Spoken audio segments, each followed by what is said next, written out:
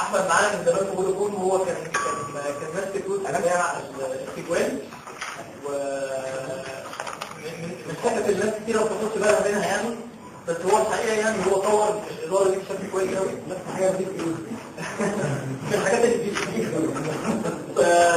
احمد دلوقتي هحكي لكم اول على صوره، مش هطول كتير، انا هحكي لكم على الجزئيه بتاعته وايه التطورات اللي حصلت فيها، ولا يعني بفكر لكم مفاجاه، حاجه جديده اول مره تتطبق في مجال سوق المحمول وفي العالم كله مش بس في مصر. احب ارحب معايا بمعتز ومحمد عصمت يجوا معايا واحنا بنتكلم عن المفاجاه الكبيره اللي احنا هنتكلم عليها. التعليم ده يعني حاجه يعني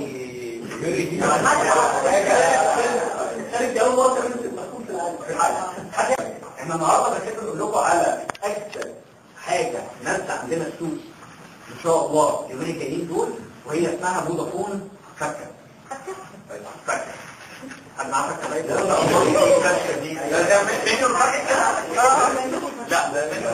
فودافون لما بتتكلم على فكه بتتكلم على فكه، يعني فكه كام؟ علشان دايما بندور ازاي المشترك بتاعنا يستعمل كل حاجه عنده بأحسن طريقة ممكنة. عملنا اختراع جديد عشان مشتركين يستعملوا الفكة. جنيه ونص، نص جنيه وجنيه ونص. بس نتكلم يعني بياخد مثلا ايه؟ بياخد ساعتين بالجنيه ونص. لا ما انا هقول لك اهو، انا بياخد ساعتين بالجنيه ونص بس ورا بعضهم. يعني ده لا يا جماعه، لا في كروت نازله بجنيه ونص فعلا.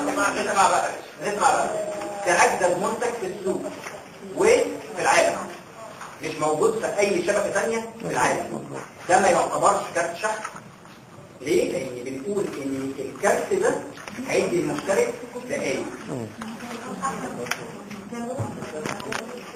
ايوه بالظبط كده. دول يا جماعه الفكه. واحنا لما بنروح عند الكشك بنلاقي عنده مكان كبير، مكان الكبريت ومكان اللباس ومكان الكتروني ومكان كل الحاجات. هي بالظبط دي فودافون فكه. وليه بقول المنصوره؟ لان احنا دايما زي عادتنا بنحب لما ننزل بحاجه للمشترك بتاعنا نكون جربناها في مكان وتاكدنا ان هي شغاله كويس قوي، فيها اي مشاكل نحلها عشان ننزل ندي احسن خدمه للعملاء بتاعنا. ودول الثلاثه هم فودافون فكه.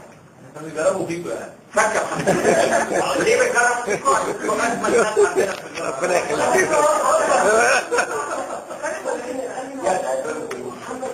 فهم هيبقى بالظبط ده فودافون فكه، وعشان كده هنسيب صاحب ورقه الاختراع ومعتز اللي ماسك السيجمنت عندنا يتكلموا عنه. نقطه مهمه اللي انا محتاج اركز عليها يمكن قبل ما نسيب الفلوج للشباب يتكلموا عليه، ده مسجل باسم فودافون. ده ليه براءه اختراع باسم فودافون، يعني ما حدش المفروض يعرف ينزل بيه في السوق، لان ده براءه اختراع لمشتركينا بس.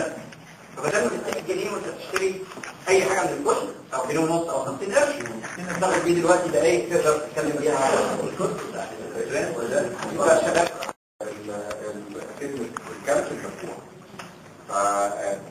احنا تقريبا الفوكسين بتاعتي او مسؤوليتي في تسويق الكارت المفتوح من اول ما احنا بنحاول نقدم خدمات جديده للعملاء، بحملات التسويق، طبعا التنسيق مع المبيعات عندنا، لحد خدمه العملاء، لحد الشبكه، لحد كل حاجه. احنا بنحاول على قد ما نقدر نلم كل حاجه بالنسبه للعملاء الكارت عندنا. عايزه تيجي خلي اوريها حضراتكم تشوفوها، نعديها كده مع بعض نتفرج عليها. ولا احنا طالبين منهم معينه دي كلكم ما تطلعش طيب انا برضه هبتدي من اخر حاجه كان احمد بيقولها. احنا الحمد لله ده اول مره المنتج ده ينزل في اي حته في الدنيا. حاولنا ندور عليه في اي حته ما يلاقوش خالص، حتى في الحتت اللي هي الهند والصين والحاجات دي ما يلاقوش خالص. المنتج ده طلع محمد هو الراجل صاحب براءة الاختراع.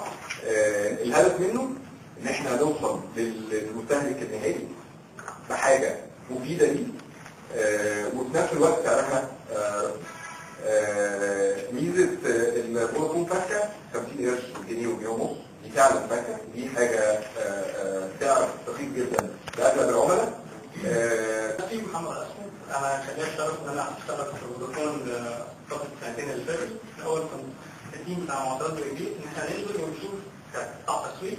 الغرض الرئيسي منه ان انا انزل اشوف العميل بتاعي عايز ايه واقدمه له باسرع وقت وباحسن طريقه، وبحيث ان هو في نفس الوقت يحس ان هو اختار فودافون بالسبب اللي انا موجود عشانه، ان انا اوصله حاجه تمام.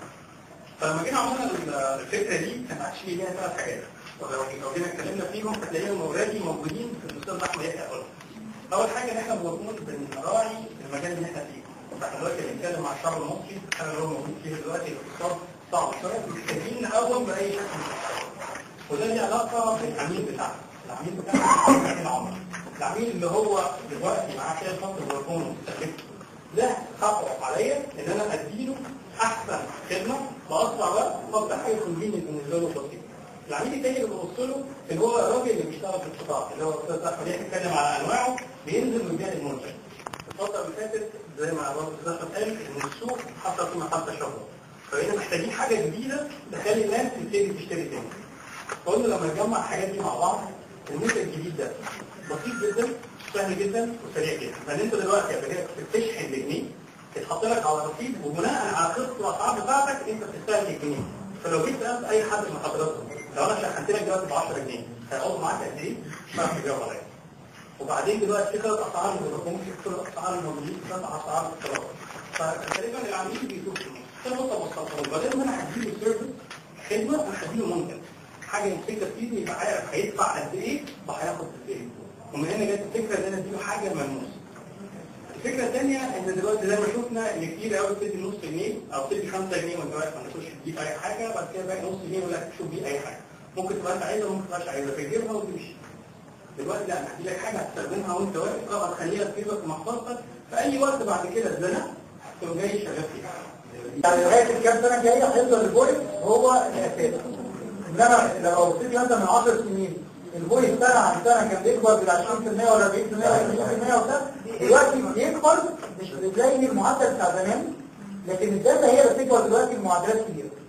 يعني معدل النمو بيضغط، مش معناها ان المنتج نفسه بيضغط. ده ناتج على التشابه. هو في قرار هو الداتا. اه ده كانوا طويل. مشكور يا جماعه طبعا.